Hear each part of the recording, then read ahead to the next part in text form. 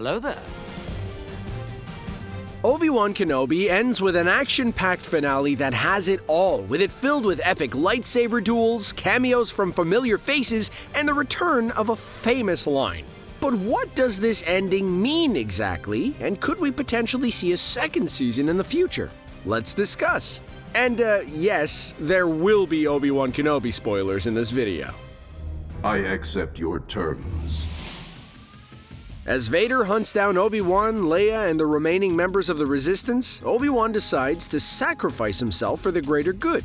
Vader follows Obi-Wan so he can face off against his two greatest enemies, Obi-Wan and Sand. It's coarse and rough and irritating. Vader eventually gets the better of Obi, ripping a hole in the ground and burying Obi under mounds and mounds of rocks and giving himself the high ground. Because if there is one thing Vader likes, it's dramatic irony. Then, after being trapped there for many days, Obi-Wan has to come to terms with his failure, and he eventually dies. Well, of course not. This is Star Wars. We know he's not gonna die yet. Obi-Wan uses the Force to burst out of his would-be tomb, and the duo fight again.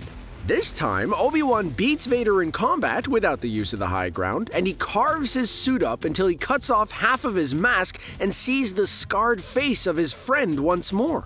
He apologizes to Anakin for, letting him fall to the dark side and burning him like a piece of toast on Mustafar, only for his old Padawan to tell him that Obi-Wan didn't kill Anakin, Vader did.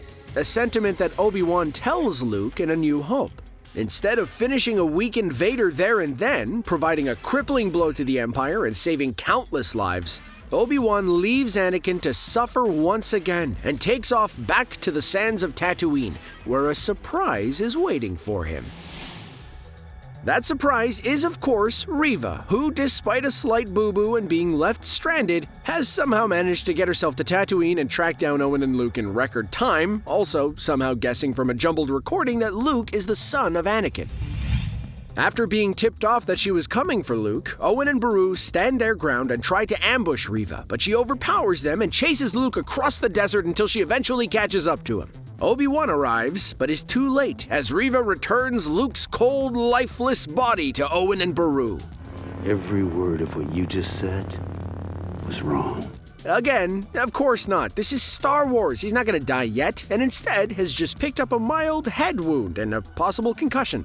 Reva tells Obi-Wan that unlike some, looking at you, Anakin, she couldn't go through with murdering an innocent child before she releases her red lightsaber and relinquishes her dark side ways. Just a shame that she couldn't do that before killing Benny Safdie.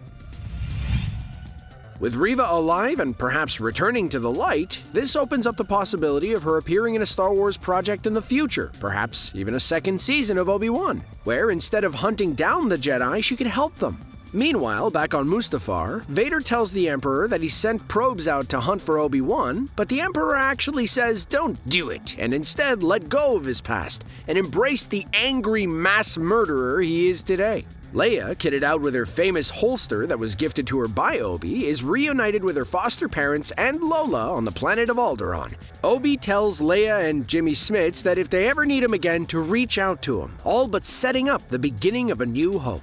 Then, on Tatooine, Obi-Wan decides that Owen and Beru are more than enough to keep Luke safe, even if they were pretty easily defeated by Reva, paying a visit to Luke before he goes, before finally saying the line that we have waited 6 hours for him to say, Hello there.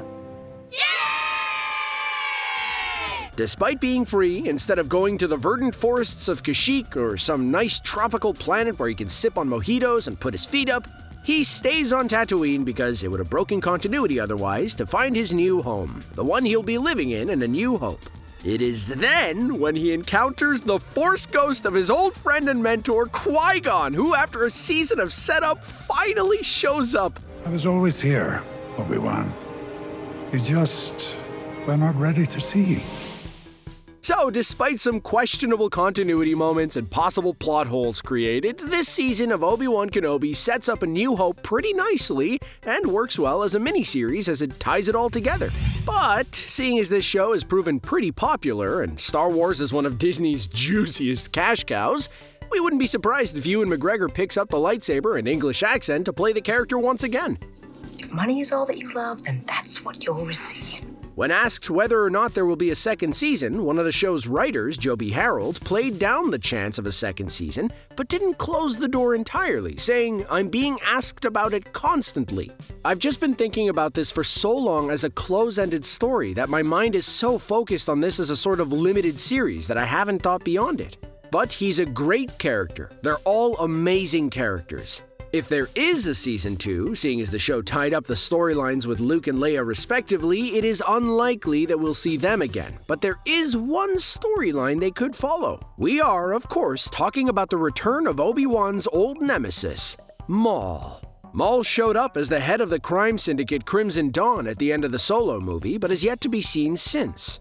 Despite being sliced in half by Obi-Wan, as revealed in the animated series, Maul survived and ended up leading Crimson Dawn and major crime, all while harboring a burning hate towards his old master Darth Sidious and the Jedi who defeated him, Obi-Wan. And given his history with both Obi-Wan and Qui-Gon, it would be fitting to involve Maul in a second season. Now, spoiler warning for anyone who hasn't seen Rebels, but the show does actually end Maul and Obi-Wan's storyline, with Maul tracking him down on Tatooine before being beaten in a lightsaber duel. But seeing as the live-action Star Wars plays it fast and loose with the continuity of the animated series, having Maul as a primary antagonist in a second season is a possibility. Another option is bringing back Mace Windu in some capacity, with some speculating that he didn't actually die in Revenge of the Sith, but let us know what you would like to see happen in a second season down below. Could a second season possibly involve Cal Kestis and the characters of the Fallen Order video game? Both are set after the fall of the Empire, including Inquisitors and a showdown with Vader, and with Cal looking to restore the Jedi, could he possibly go looking for one of the biggest of them all? Just a thought. Goodbye there!